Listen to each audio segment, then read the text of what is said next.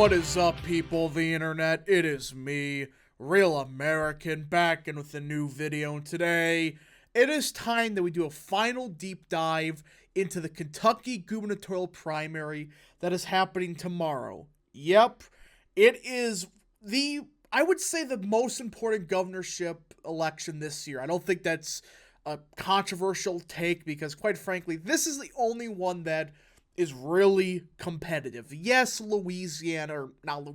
Mississippi, it's going to be closer than expected, or people kind of expect it to be close, but this is the one that everybody has agreed upon. It will be down the wire. It's going to be down to a couple thousand votes. Let's be real here as of now. Now, before we continue with today's final deep dive, I hope you enjoy these type of videos. If you do, smash the like button down below, subscribe, share with your friends, hit that little bell, follow the Twitter accounts in the description down below. Guys, go follow Real American Politics on Twitter. It is a great Twitter account that I recommend you follow. Guys, go boost his followers numbers up big time. Link in the top right corner in the description down below. Of course, follow the Rumble page for exclusive content. And of course, join the channel today. Guys, just for $3 a month, you can join Real American, which is a phenomenal deal as it helps support the daily content we all know and love. You love the daily content? Well, this is the best way to support it. So I hope and recommend you join the channel today. And of course, tomorrow we will be going live for the election night in Kentucky and a few other states. We also got the Jacksonville mayor election. Yeah, a lot of stuff happening. Top right corner, you will see a link to the live stream. I recommend you share that with a lot of people because this is a fairly important night across the board. It's a lot of local elections. So again, 5:45 p.m. Eastern Standard Time is when we will go live. Again, share with everybody you know. We want a lot of people tuning in for this live stream.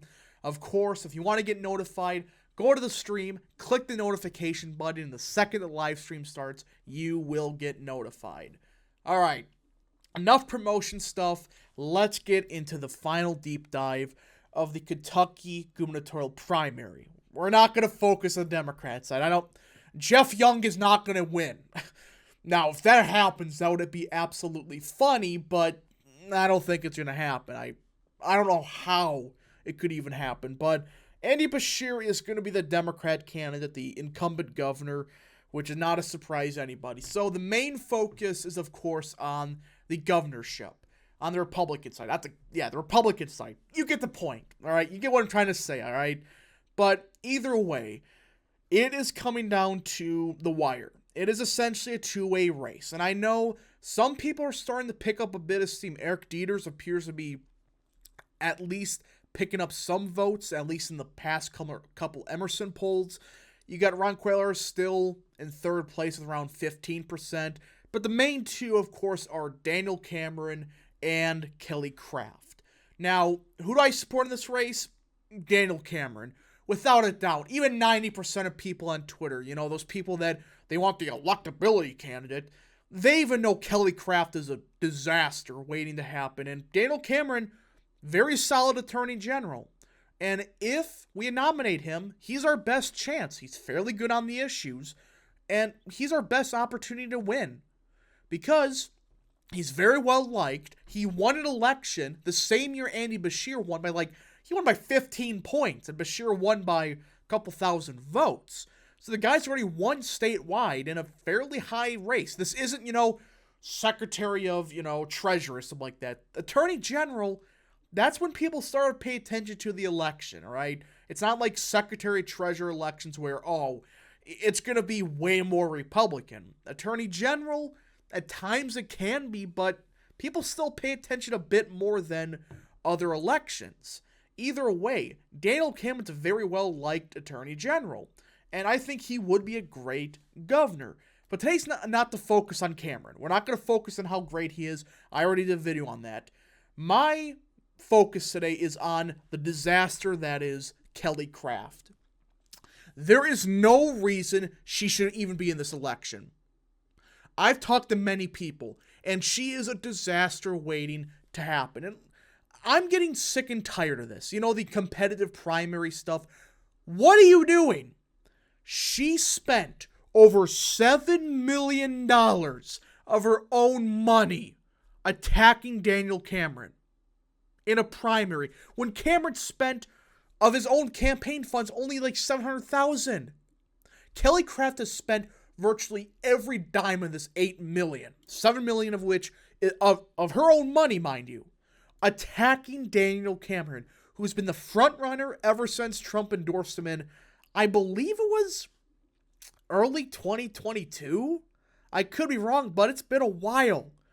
And Daniel Cameron has some good endorsements. He has a Kentucky Right to Life. He has the Susan B. Anthony Pro-Life League, or Pro-Life America. Well, Kelly Craft, look at her endorsements. And again, endorsements don't mean everything, right? Trump, he has a hit or miss record, but usually, every now and again, he does hit on races like this. On the other hand, look at Kelly Craft, Mike Pompeo, Ted Cruz, James Comer. He's okay, but these are not good endorsements. And I know that doesn't mean anything, but why is she spending $7 million of her own money, mind you, attacking Daniel Cameron, plus $1 million extra from people that actually supported her? Why? This is what hurts Republicans. How much has Andy Beshear spent? $600,000. So Beshear essentially has a $9 million, $10 million head start over Daniel Cameron.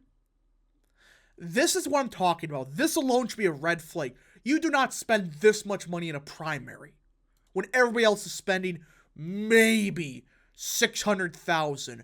Maybe. But that's not all. You want to talk about a real disaster? And again, some of this stuff has been, pushed by the Cameron campaign, like this OklahomaKelly.com. I understand the people behind it are Cameron people. But from everything I've looked at, these are fairly accurate statements that they push on this website.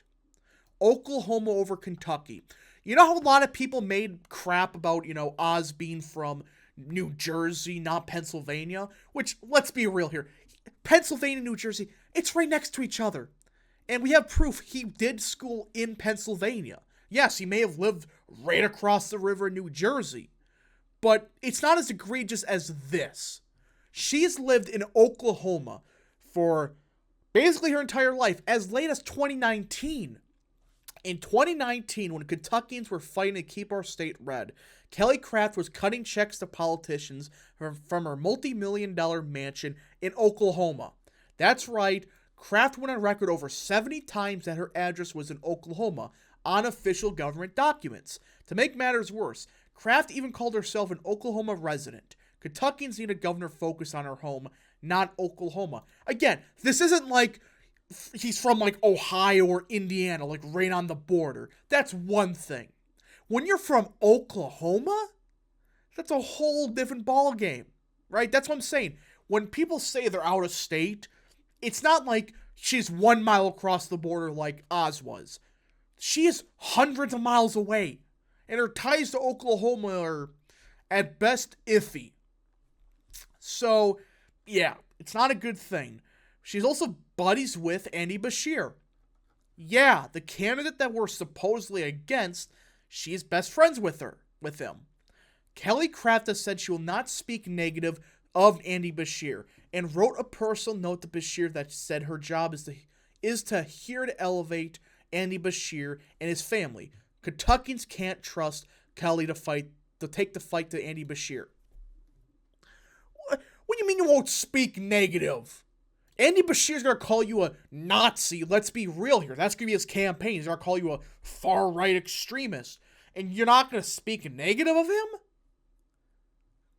Kraft praised Beshear's response by COVID, which we're not going to talk about. This was in April 2020. This isn't 2020, May of 2020 or even August or something like that. This is right after. So we're just going to ignore that part. But the last one is damning.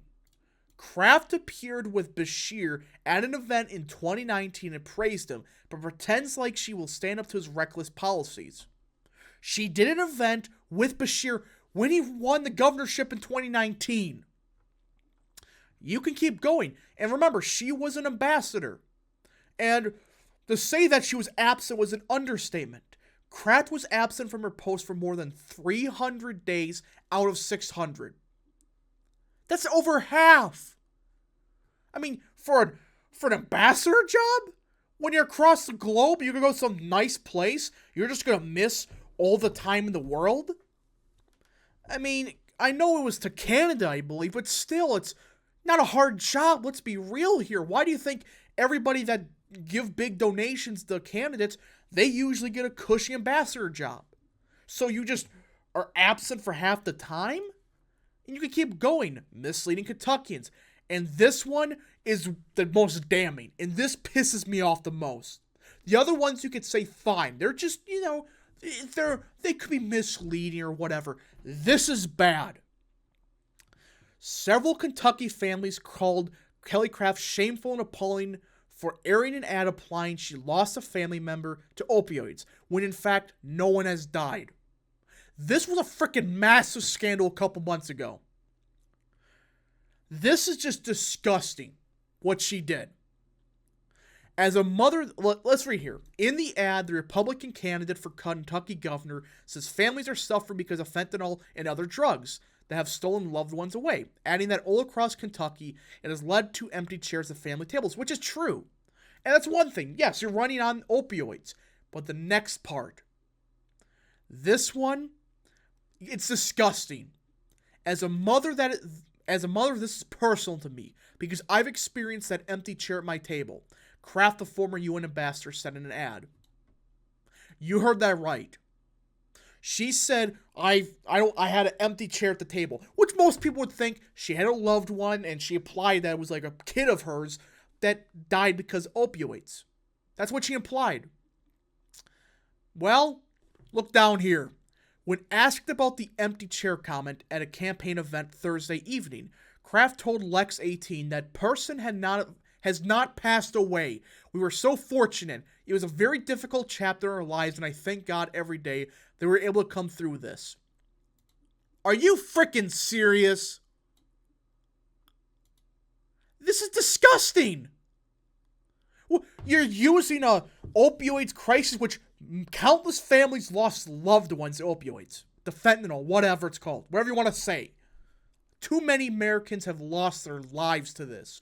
And you're using a person that may have been addicted to it, but made it sound like they died because it appeals to countless voters? Because you're voters? This is appalling. Absolutely disgusting that you would even use that, even remotely say that. You could have said 1,000 different things. You could have said, I had a loved one that suffered the opioid addiction. Luckily, he made it through. You could have said that, and nobody would have been batting an eye. But when you essentially claim somebody, a loved one that you know, died, and applied it was your kid, well, what do you think's going to happen when Andy Beshear attacks you? There's countless Kentuckian voters that are Republicans that wouldn't vote for you.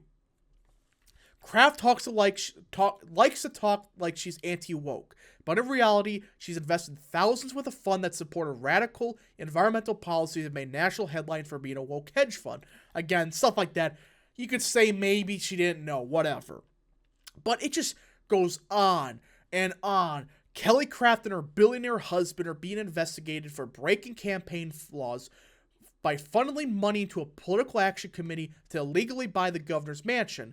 Kraft claims she had no idea that her husband had donated $1.5 million to a group on her behalf. Oh yeah, I just didn't know that $1.5 million appeared to one of my biggest supporting PACs. Trust me. Do you understand why I'm supporting Daniel Cameron? It's not because Trump endorsed him. That's baloney. Because he's a good attorney general, would be a good governor, and he isn't a lying piece of crap like Kelly Kraft. And I understand this is a Daniel Cameron paid for stuff, but I read into it. It's basically all true. This isn't even them misleading people. Some of it, like the COVID stuff, that's one thing. But the rest of it, this is terrible. And so I'm hoping that Daniel Cameron can pull it off tomorrow. Anyways, folks, thank you so much for watching. If you live in the state of Kentucky, get out and vote. I hope everybody does vote for Attorney General Daniel Cameron. Of course, we'll be going live at 5:45 p.m. Eastern Standard Time. Hopes everybody appears for that. It should be a very fun night. Thank you so much for watching. We'll see you guys in tomorrow's election night stream. Godspeed to all of you.